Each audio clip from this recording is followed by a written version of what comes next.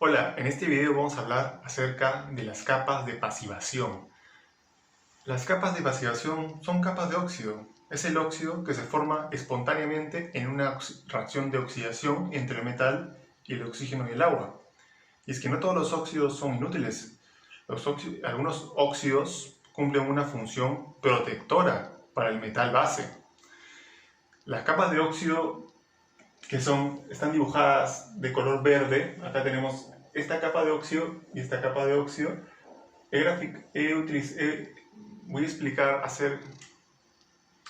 Voy a ahondar en los óxidos formados de dos metales, el óxido de aluminio y el óxido de hierro, para un poquito ilustrar mejor qué óxido cumple una mejor función protectora entre los dos. En el primer caso, a ver, ¿cuáles son las dos características principales de una capa de óxido de pasivación? La primera es que ejerce una barrera física y esto está relacionado con la permeabilidad. La permeabilidad significa, se refiere a qué tantos caminos o poros tiene la capa por el que las partículas atmosféricas pueden entrar y llegar al metal base. Entonces, para evitar la corrosión y la oxidación se necesita una capa que sea bastante impermeable para que no entren estas partículas corrosivas y entren en contacto directo con el metal. Por ejemplo, tenemos el aluminio. El aluminio, cuando se oxida, forma una capa de óxido llamada alúmina, Al2O3, que es bastante impermeable. Mira, podemos abstraernos un poquito para poder ver los poros con mayor facilidad. Mira los poros. Los poros son caminos que se abren entre la estructura molecular de la alúmina o de cualquier capa de óxido. Y por estos caminos entran las partículas atmosféricas como el oxígeno, como la molécula de oxígeno O2, y lo transitan hasta llegar al sólido base. ¿Qué ocurre con otras capas de óxido como el óxido de hierro, que es el óxido que se forma cuando el hierro se oxida? Pues que es más permeable. Por ejemplo, podemos ver los poros que son más directos, más rectos, son menos complejos. Aquí las partículas atmosféricas se van a demorar mucho en llegar al metal. En cambio aquí llegan con más facilidad. Eso es lo que significa barrera física. Ahora bien, si bien es importante una barrera física para retrasar o detener el avance del contacto entre las partículas atmosféricas corrosivas y el metal, también es importante que la capa de óxido se mantenga estable, que no reaccione, que no se transforme, que siga siendo sólida, que siga siendo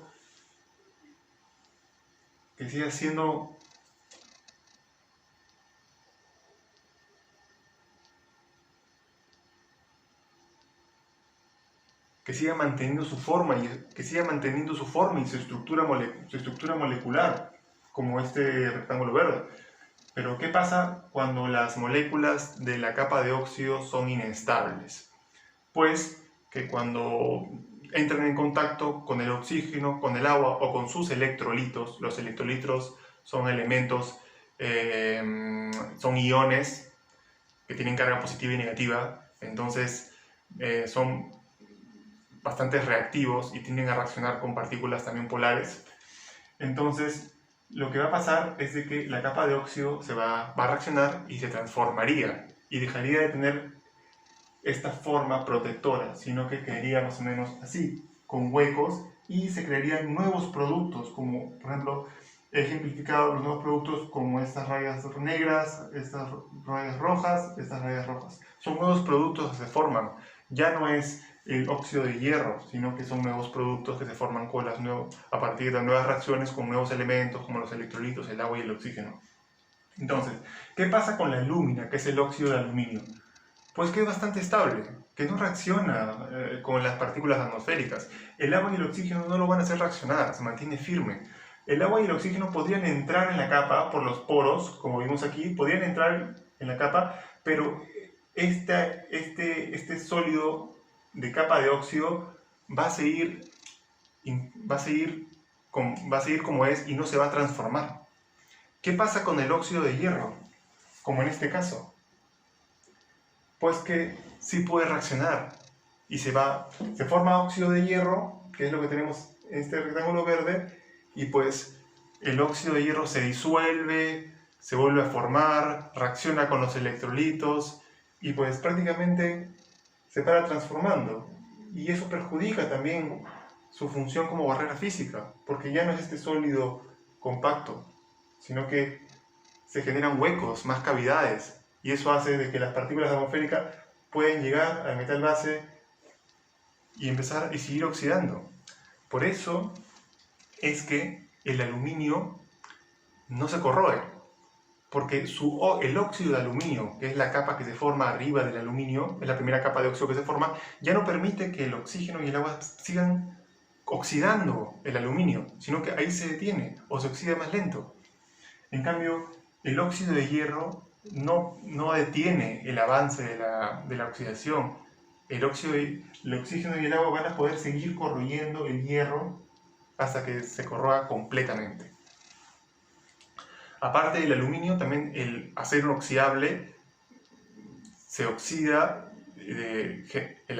Aparte del aluminio, el acero inoxidable también genera un óxido gracias al cromo que tiene el acero inoxidable, que hace que ese óxido con cromo sea bastante inerte químicamente y también impermeable y proteja el acero inoxidable. Es por eso que el acero inoxidable tampoco, valga la redundancia, tampoco se oxida.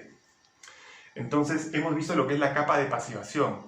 Es la capa de óxido que se genera espontáneamente para impedir que el metal base se oxide o se corroa. Esto es un dato muy importante que puede servir y que muchos científicos y muchos ingenieros lo utilizan para que el metal no se oxide.